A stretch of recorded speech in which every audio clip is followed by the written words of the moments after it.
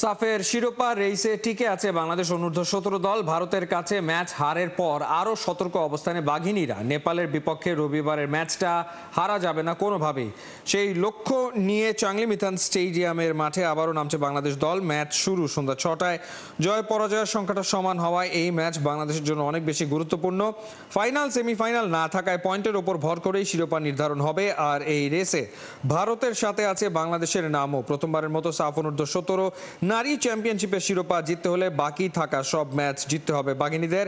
নেপালকে আরও একবার হারাতে পারলে পথটা সুগম হবে। অবস্থা আলহামদুলিল্লাহ ভালো। ছোটখাটো যে ভুলগুলা ছিল আজকে ট্রেনিং সেশনে ওগুলার কাজ করানো হয়েছে, আর ছোটখাটো যে ইনজুরিগুলো হয়েছে ওগুলা হচ্ছে রিকভারি হয়েছে। আলহামদুলিল্লাহ দলের পরিস্থিতি এখন ভালো। আশা করছি কালকে আমরা ভালো একটা ম্যাচ খেলে মাঠ থেকে আর কি ফিরবো। এখানের ওয়েদার সবকিছু মিলিয়ে এরপর আগামীকালকে আমরা গতকালকে একটা ম্যাচে হেরেছি, দলের বর্তমান পরিস্থিতিটা যদি একটু বলতেন। ওয়েদারের সাথে আসলে মানিয়ে নেওয়ার জন্য 5 দিন আগেই আসা হয়েছে আমাদের ভুটানে। তারপরে হচ্ছে আমরা ওয়েদারের সাথে আলহামদুলিল্লাহ ভালোভাবে মানিয়ে নিয়েছি। আর হার জিত তো আছে, যেহেতু ইন্ডিয়াও ভালো টিম, আমরাও ভালো।